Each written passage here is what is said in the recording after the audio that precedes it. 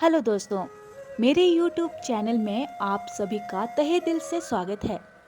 दोस्तों, आज की कथा है भगवान विष्णु ने क्यों लिया था कच्छप का अवतार।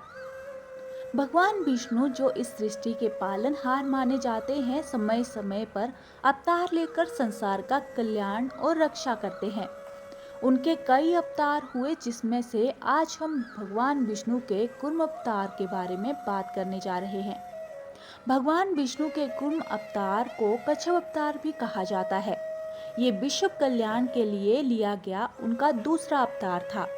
अपने कूर्म अवतार में विष्णु जी एक कछुए के रूप में अवतरित हुए थे। आइए जानते हैं आखिर भगवान विष्णु के कच्छप अवतार की कथा क्या है। भगवान विष्णु के एक कच्छप के रूप में अवतार लेने का कारण समुद्र मंथन से जुड़ा हुआ है। दरअसल समुद्र मंथन के दौरान देवगणों और दैत्यों की सहायता करने के लिए उन्होंने कच्छप रूप धारण किया था।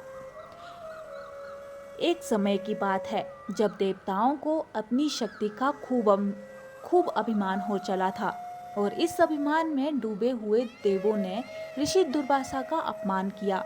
तो उन्होंने क्रोध में आकर देवताओं को श्राप दे डाला कि समय आने पर तुम सभी शक्तिहीन हो जाओगे, तुम्हारी शक्ति क्षीण हो जाएगी। इसी श्राप के परिणाम स्वरूप दैत्यों से युद्ध करते समय देवताओं की शक्ति कम होने लगी। शक्तिहीनता का लाभ उठाते हुए दैत्यों ने देवराज इंद्र को चुटकियों में पराजित कर डाला।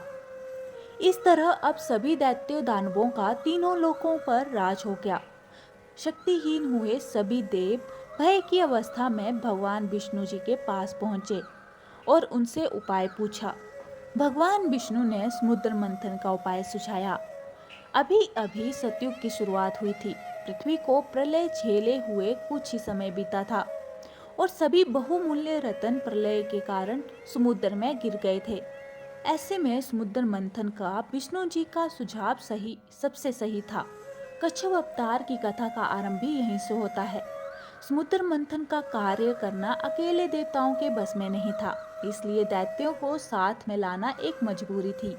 विष्णु जी ने बताया था कि समुद्र मंथन से अमृत निकलेगा, जिसका पान कर सभी देवता अमर हो जाएंगे।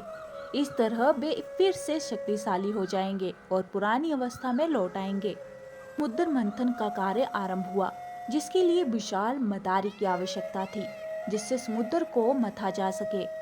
इसके लिए विष्णु जी ने अपने सुदर्शन चक्र की मदद से मंदार पर्वत को काटकर समुद्र में रखा। इसकी सहायता से ही देव व दानव समुद्र को मंथने का कार्य कर सकते थे। इस पर्वत को घुमाने के लिए रस्सी के रूप में भगवान विष्णु के बासुकी नाग का प्रयोग किया गया। बासुकी नाग को मंदार पर्वत पर लपेटा गया। नाग के मुख को दैत्यों की ओर और पूंछ को देवताओं की ओर रखा गया। अब एक और परेशानी सामने आई। क्योंकि समुद्र गहरा होता है, इसलिए मंदार पर्वत अंदर रसातल में डूबता जा रहा था।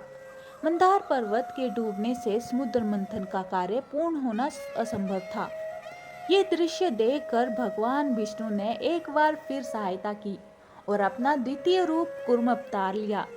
कूर्म अवतार में उन्होंने मंदार पर्वत का सारा भार अपनी पीठ पर उठाए रखा। वे तब तक भार सहन करते रहे जब तक समुद्र मंथन का कार्य पूर्ण नहीं हो गया।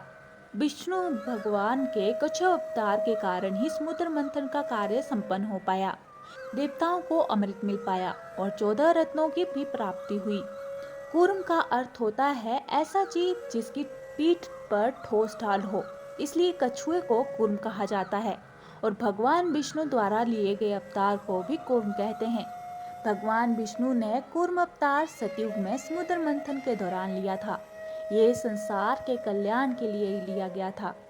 उनका दूसरा अवतार माना जाता है।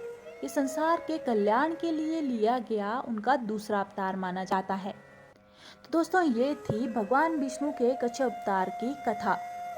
इसी तरह की और कथा सुनना चाहते हैं तो कमेंट बॉक्स में हमें ज़रूर बताएं कि आपको कौन सी कथा सुननी है। और हाँ, अगर चैनल पे नए हैं तो प्लीज़ चैनल को सब्सक्राइब जरूर करें और लाइक और शेयर भी करें। मिलते हैं किसी और कथा के साथ, तब तक के लिए बाय बाय।